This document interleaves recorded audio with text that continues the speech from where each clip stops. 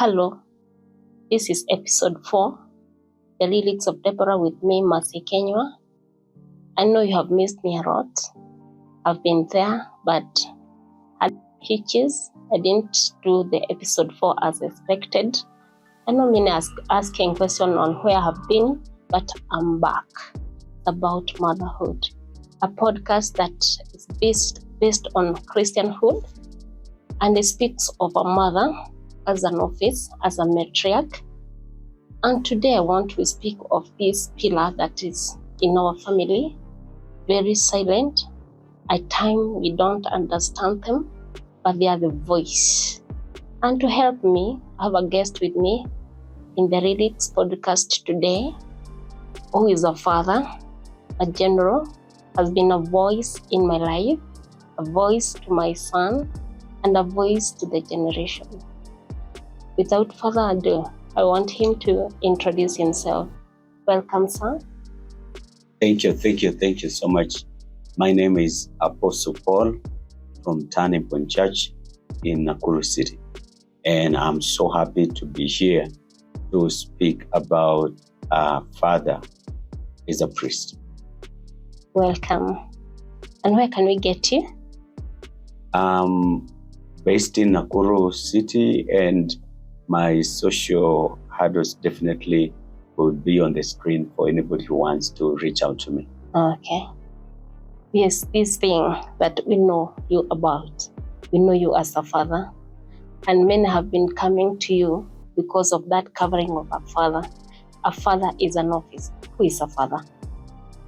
A father is truly an office.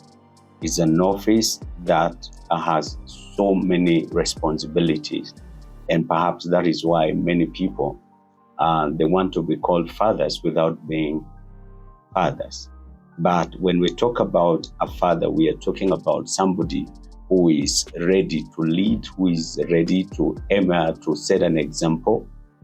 We are talking about somebody who is ready to give direction to not only the children, but also to lead his family in such a way that the purpose of God in that family will be able to be achieved. So a father is not just the biological element, but there is so much to that. Okay. And we have types or some fathers, because many are the people that say we didn't have a father. We had an absent father. We had a father that we just found out when he died. We have types of fathers. Yeah, definitely based on the characters of the fathers, we realize that you don't have just one particular type of a father. We have fathers, as you have said, that have not been ready to shoulder any responsibility. And therefore, these fathers have literally left everything to the mother. And therefore, they are absent. I had one who showed up during a dowry negotiation, and he said that he was the dad. And the daughter said, I don't know, you have never seen him. So it is not just being there biologically. You've got to be present, be there when the kids are going to school, when they are sick, when they have a school competition. You are there to take them back to school or pick them from school. You know, we have the absent. And then, of course, we have the ones that are famously called deadbeat fathers. They are not ready to provide nothing, but they want all that accrues to fatherhood. And of course, we also have failed fathers. They have failed in life. They have failed in fatherhood. They have failed in their own personal life. They are a burden even to the children themselves. They are a burden to the wife. They are a burden to the society. They have failed completely. And of course, we have fathers who are now ready to stand as priests. They are ready to give the spiritual direction. They are ready to be the role models for their children. Yeah, so there is a lot different types of fathers. Okay. What about, we have talked of different kind of fathers. According to the Bible, this verse that says a father who does not provide to the family is worse than an infidel, isn't it? Mm-hmm. So what does that mean? Well, as a matter of fact, actually, that verse does not address fathers. It actually is addressing to the larger family in terms of providing for the widows. But of course, many people have interpreted it the other way to try to corner the fathers to be providers. Yeah. But it's a verse that really addresses widows who should be provided by the family, not necessarily the father. But there is this notion that a father should be a provider. But I must say that the society has changed. Previously, it was kind of by default. If you are a father, if you're a man, you're supposed to provide. But there's so many changes that have happened that nowadays you may find that the wife is making more than the man. Yeah. And therefore roles have kind of changed, and therefore you may not necessarily be a providing father in terms of food and all that, but you could also be doing something else to make sure. For example, I have met a family that is doing so well. The wife is the breadwinner, and the husband is the one that is responsible for housekeeping, taking care of the children, and every other chores related to the house. So things have changed, and perhaps those changes are the ones that have thrown most men off balance.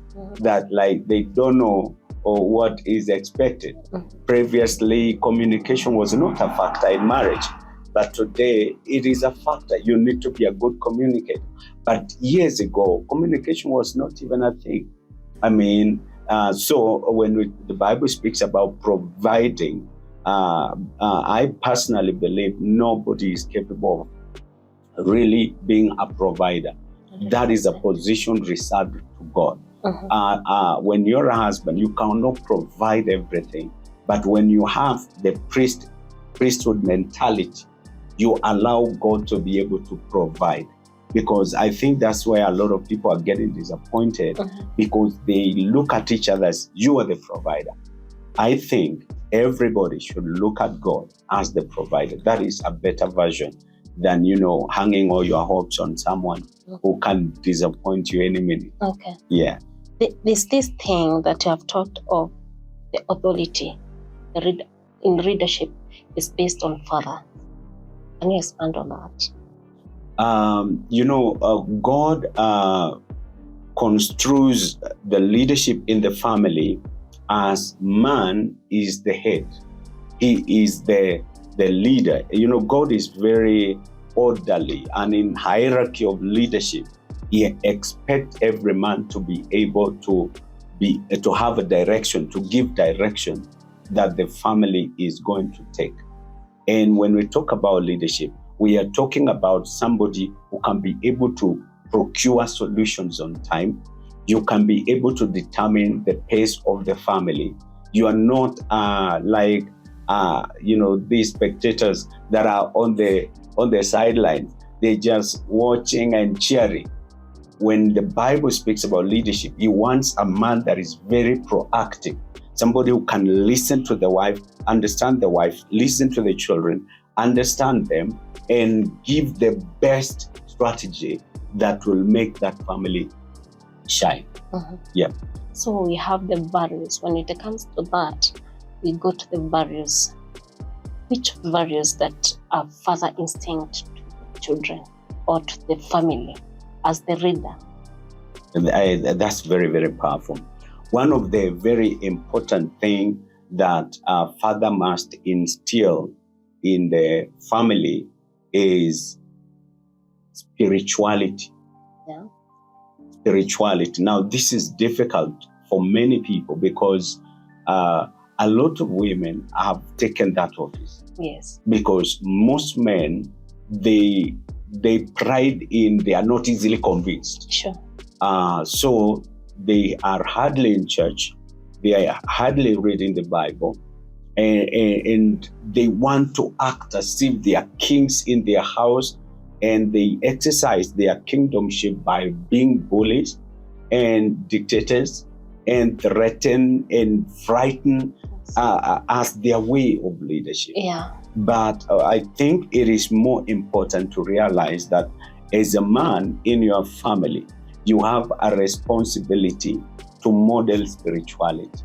You don't tell people, go to church, because I have met a lot of men, they even give their offerings to the children, say, go give offering and pray for me. And they never go to church. And they drop them. Yeah, they even drop them in church. Yes, I have several who does that. Yeah. And but now when you are functioning as a priest, you got to showcase your leadership. You have to show them.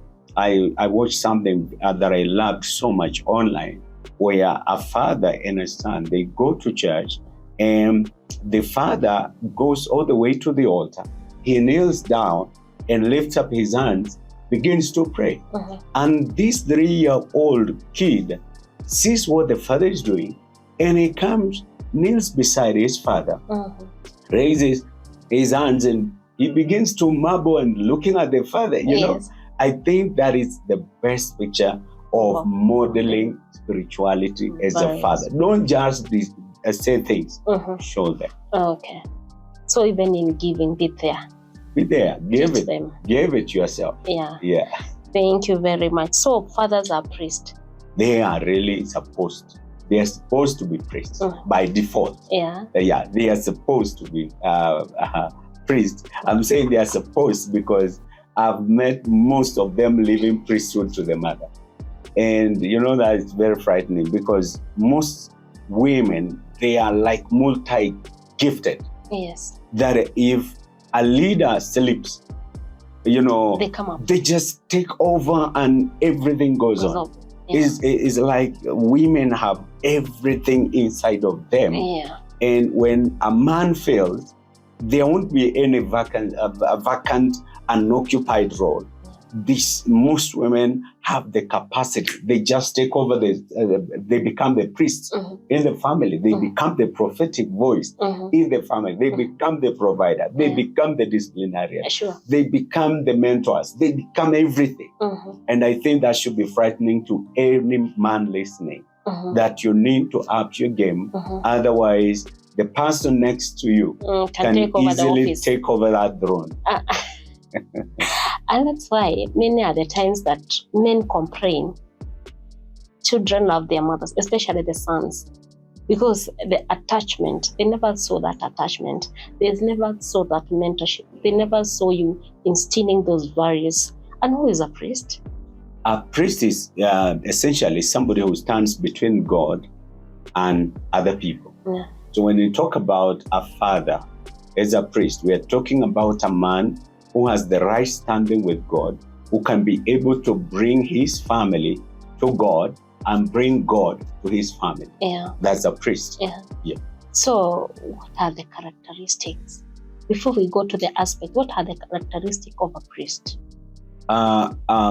Firstly, a priest works with God personally. Sure. You are not doing that by proxy, the way most men, they tell their wives, go pray for me. You are actually the one that is praying for the other. That is one thing. The second thing, a priest is responsible when it comes to sacrifices and offering. Yeah. You give sacrifices for your family. Isaac, when he noted his wife, Rebecca, was barren for 13 years, he led the prayers until the wife conceived. So when we talk about a priest, we are talking about a man that is spiritual enough to be able to stand in the gap. Yeah. We are talking about a father who is not living by threats, intimidation, or curses, but he is committed to blessing his children. Sure. You speak words of encouragement. You are there for your children. We are talking about somebody who will not leave the children to do things undisciplined. You are there to discipline your children with love. We are talking about a father who is a model. You're modeling honor, respect, orderliness, cleanliness, service, everything. Like they are learning from you. And that is what I would say about the example of a father who is priestly. Okay. So a father is a priest It's and the head of the family. There's this thing we had a conversation at times back with my colleagues back at my workplace, and the married women said, when your husband tells you something, maybe you have a conversation, you want to do this, and he tells you no, that thing won't work. What are the roles of a priest to the wife? The roles of a priest to the wife. Yes. I must say that when it comes now, your relationship as a priest to your wife is different from the relationship you have with your children. Yes. Because now when you're talking to your wife, now as a priest, you have also to listen to the heart of your wife so that you can be able to locate the burdens, the concerns, the desires, the aspirations, so that as a priest, you will not be a hindrance, because you can be a priest and you are a hindrance yourself. So that is the first thing. You got to listen. As a priest, be a good listener. Learn to listen, to understand what your wife is saying, what the fears, the uncertainty, the desires. Listen to those things. When you listen clearly, then you'll be able to procure solutions. That is the first thing. You got to listen to your wife. And then number two, you must not become a burden. Don't become a thorn in her flesh. Sure. Become her top encourager. Yes. Let her be proud of you because you are leading correctly. Yes. If you are leading your family and one day you like threaten to slash, definitely you'll be walking alone. Sure. Because they are not enjoying the journey. You go to show love, be compassionate, be there. Basically, when your relationship with your wife, I think it is something that must eliminate any spiritual confusion. Yes. And you show that you are a reliable leader. Yeah. Otherwise, the women that God has created, they have everything. So if you misbehave with them, anytime, you're going to regret. Yeah, sure. There's this thing, I've seen you. Now we come to the aspect of how you have raised generations, the mentorship. You're very smart in mentorship. Not only for men, even for women. Yeah. And those people that are under you, they blossom. What about a priest as a mentor? Yeah, that is very important. But let me say, you can never be a mentor unless you are ready to learn. Because you can only give what you have. Yes. A lot of men have failed because they are ignorant, but they don't want to show their ignorance. Yes. So that's why most lead by fighting, threats, absenteeism, excuses. But for me, I became very intentional, having come from a family that was defunct as far as fatherhood was concerned, or even mentorship. Because my dad was absent. He was deadbeat. He never provided nothing in the family. So growing up, I had a neighbor where we were living. I admired that family. Yeah. The father was ever present. Their children, they ate the food. Sure. They were dressed well. And then I would see that man and the wife, they used to go to church. Yes. In our house, it was chaos. It was fight. Yes. It was like when we didn't have much food. So, and most of the time I would say, if it was possible, I would just become the son of the neighbor. So I began to see the weaknesses, the failures of our father. And I remember I was in class 4 and I told my sister that when I grow up, I'll be very different from my dad. I said, the wife I'll marry, I will love that person so much. The children I get, I will love them very much. Sure. And I said, I'll be different. And actually up to today, that's why I never smoked, I never took any alcohol. I never fight. Yes. Because you never threatened. I never threaten. I reason. And And that is what has made me to become a very proficient mentor. Yes. Because I discovered that when information is given correctly, you can help anybody who has been deformed, because information always causes transformation. Yeah. So I'm very, very committed to mentoring people, wherever you are, whether you're a woman, a man, a young person, old person. That's why wherever I am committed to equipping people, and I also model it. I don't just teach, I model it. Yeah. There's this thing I've noted in the community, a gap, the boy child.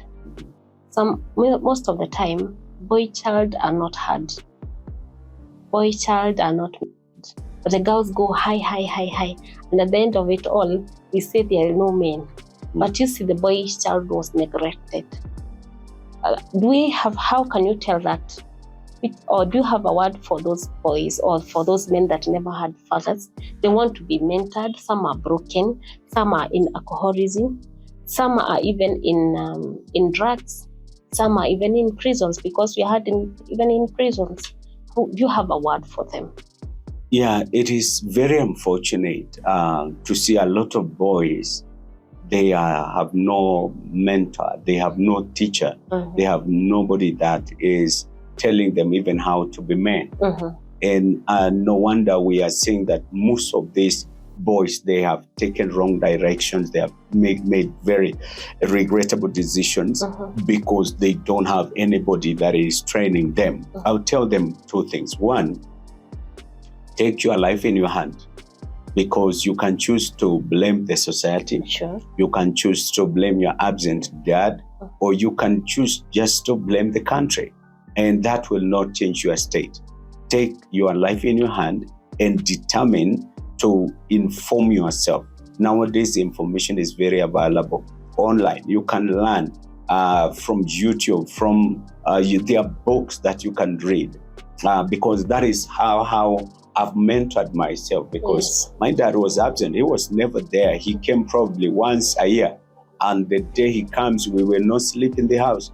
We would sleep in the banana plantation or coffee plantation. Yes. So that many people admire me today, I'm surprised, because there was no man who told me this is how you behave. Yes. I just gave myself to reading. Yeah. I read books. I gave myself better role models. Don't just emulate celebrities who have very horrible behaviors and children all over. It is very important that you take your life in your hands and understand that every choice you're going to make, it is going to bring you consequences. Number two thing, I would really encourage every boy child, don't run away from church.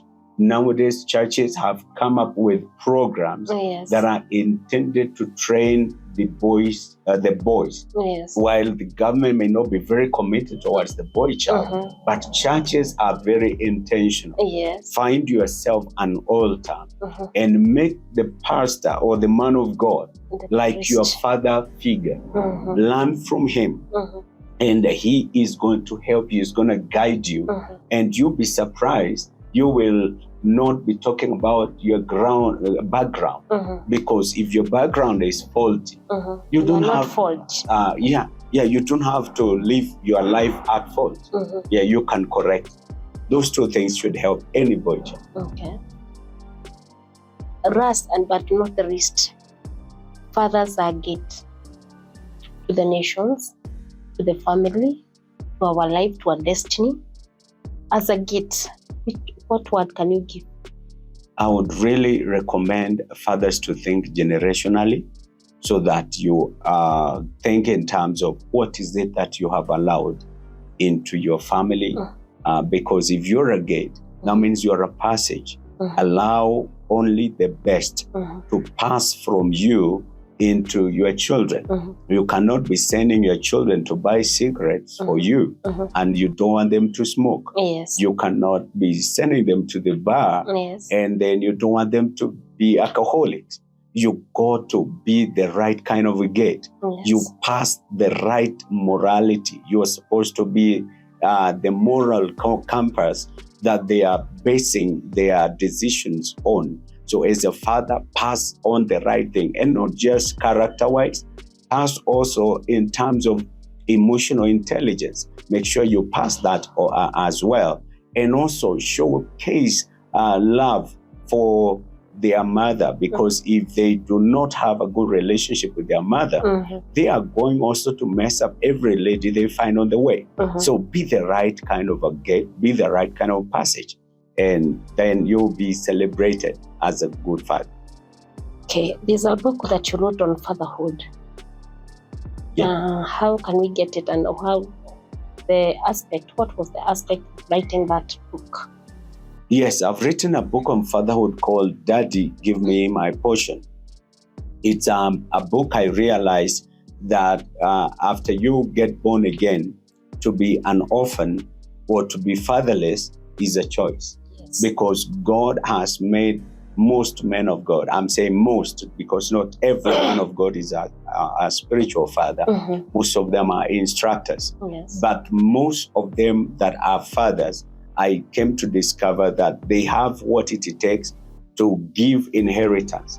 So I wrote that at a time that I was very, very low in terms of ministry. I was transitioning from my ministry in Tanzania to my ministry here in Kenya. Yes. And I was able to see the loopholes, the failures of fathers, the failures of sons. And that is when I realized the need for people to understand spiritual fatherhood.